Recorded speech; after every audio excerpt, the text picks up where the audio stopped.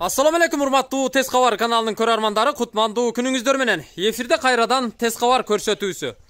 Биз бүгүн ушул чыгарылышта өзгөчө Ош аймагында жана Кыргызстандын бардык аймактарында үйлөргө жылуулук орнотуу системасын жүргүзүп жаткан Аскарбек мырзанын жасаган жумушун көрсөтөбүз. Бул Оштогу Актилек кичи районундагы Сүйүнбек мырзанын үйү. Бул үйгө Аскарбек мырзанын бригадасы, жумушчу тобу жакын деле мына бир жума болуптур. Жаңы жылуулук системасын орнотуп, ишке киргизип бериптир. Аскар мырза дагы менин жанымда, ал эми үйдүн ээси Сүйүн мырза дагы менин жанымда. Ассаламу алейкум. Алейкум салам. Бул жигиттер өздөрүнүн жүзү менен сиздерге көрүнгүсү келген жок, бирок алар жумушун гана көрсөтүүнү каалайт. Ошондуктан мен сиздерге Аскар мырзанын жумушчу тобу Сүйүн мырзанын үйүнө жасап берген жылуулук системасын көрсөтүп берем.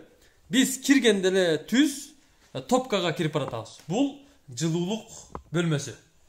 Жылуулук жагуу системасы орнотулган бөлмө. Аскарбек мырза, айтсаңыз, азыр сиздердин жумушчу тобуңуздарда, сиздердин компанияңыздарда канча адам иштейсиздер? Жалпы. Жетекчи өзүңүз. Андан сырткары мисалы сварщик, материал алып келип берүүчү, өлчөп ченеп берүүчү, жардам берүүчү дегендей канча жигит иштейсиздер жалпы?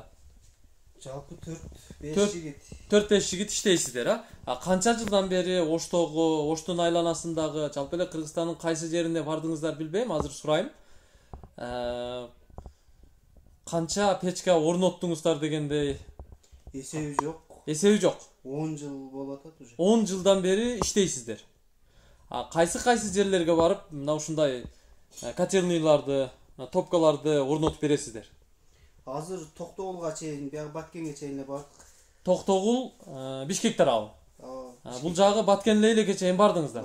Мына ушундай печкаларды орнотуп бересиздер. Түшүнүктүү. Аскар мырзанын иштерин азыр көрөбүз. Сүйүнбек мырза үйдүн ээси, өзү дагы Аскардын жумушу боюнча комментарий берет буюрса. Андыктан биз менен чогуу болуңуздар. Сүйүн мырза, айтсаңыз, сиздин үйүңүз канча метр квадрат чыгат? Примерно 180 метр квадрат. 180 метр квадрат чыгат.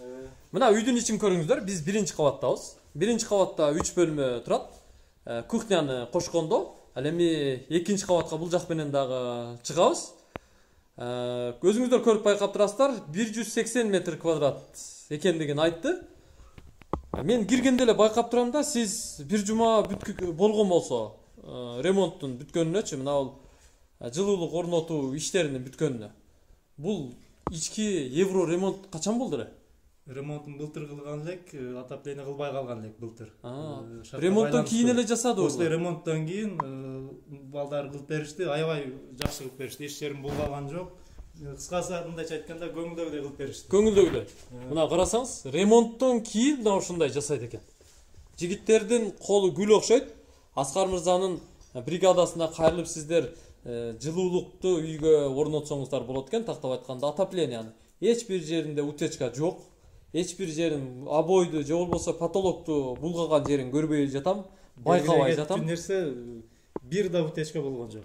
Бир жерден да утечка болгон жок. Мына бул үйлөрдү да көрүп чыгалычы, биринчи кухняны көрөлүчү. Бул канча секциялуу батарея болду? Бул 10 секция экен, а? Мына жерлерде бүт ушул жасап бериптир да, караңыздар. Трубалары көрүп турасыздар. Потолоктон дагы эч бир жерди булгаган эмес. Сварка иштетүүдө дагы бүт бардык жери таптаза, көңүлдөгүдөй аккуратный иштептир. Канча расход кетти жалпы 180 метр квадратка отопление коюш үчүн? Жалпы печкасы, трубасы, батареялары, Аскарга берген уста акыңыз дегендей. Минус плюс менен 100 миңдей кетти. 100 миңдей кетти. Минус плюсу менен 100 миңдей кетиптир.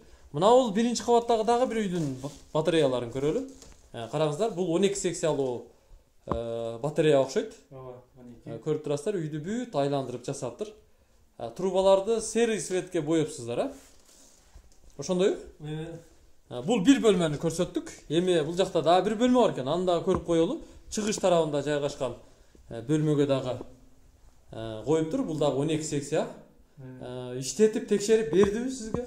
Бүтүргөндөн кийин өздөрү текшерип от чагышып беришти. Ысытып беришти. Кыскасы көңүлдөгүдөйбү? Көңүлдөгүдөй кылып беришти. Аябай жакшы. Аскарды сунуштайсызбы ошондо башкаларга дагы? Албетте сунуштайм. Аябай көңүлдөгүдөй кылып беришти. Бүткөндөн кийин жакшы ысыды.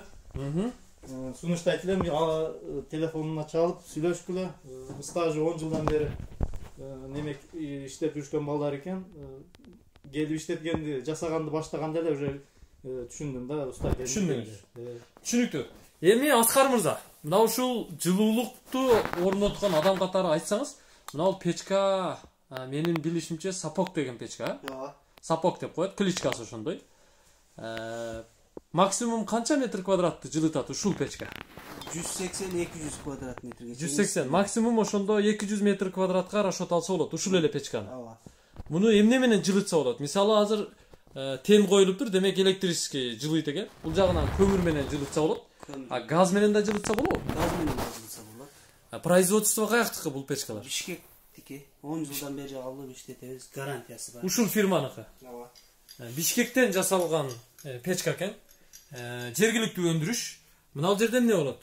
Взрывной клапан. Аварийный деңиз, Взрывной. Баягы давление күчөгөндө, ашыкча давление ушул жерден чыгып кетет, воздух де.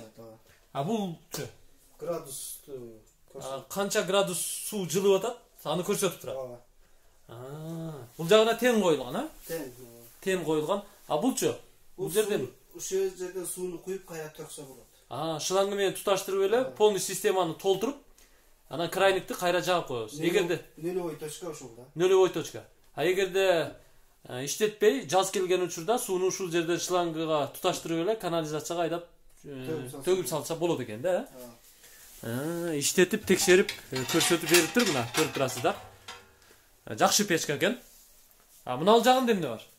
Бул баягы ысты тазалоочу жер. Ышты тазалоочу жер экен. Көрүп турасыздар, бардык ишти жакшы кылыптыр. Эгерде сиздердин көңүлүңүздөргө жаккан болсо, анда Кыргызстандын бардык аймактарына Аскар мырзанын жумушчу тобун сиздер чакырсаңыздар болот экен. Бардык иши көңүлдөгүдөй эле болуптур. Кошумча насос да койсо болот турбайбы? Ошондо суу ушул жактан келип, печкага насос аркылуу өтүп, андан кийин үйдү айлана берет. Насос постоянно иштейби же керектүү учурда гана? Насосту керектүү гана учурда иштетип, без насос иштейбиз. Без насос иштей берет. Материалдарды кандай материалдарды колдоносуздар? Негизи сапаттуу материалдарды сунуштайсыздарбы? Калың трубалар. Калың трубалар. Батарейкалар да сапаттуу. Батарейкалар да сапаттуу. Абдан жакшы. Аскар мырзанын ишин көрдүңүздөр, бардыгы менен тааныштыңыздар. Анда Аскар мырзага чалсаңыздар болот. Мынаке, көрдүңүздөр. Аскар мырза баштаган топтун жасаган иши менен тааныштыңыздар. Эгерде Аскар мырзанын жумушу сиздерге жаккан болсо, жаңы үй салган болсоңуздар, же бир башка бизнес жай салган болсоңуздар, отопление орнотуу керек болсо, жылуулук орнотуу системасында 10 жылдан ашуун тажрыйбасы бар Аскар мырзанын жумушчу тобуна Аскар мырзага кайрылсаңыздар болот. Сүйүн мырза анын жасаган жумушун кеңири сиздерге айтып берди.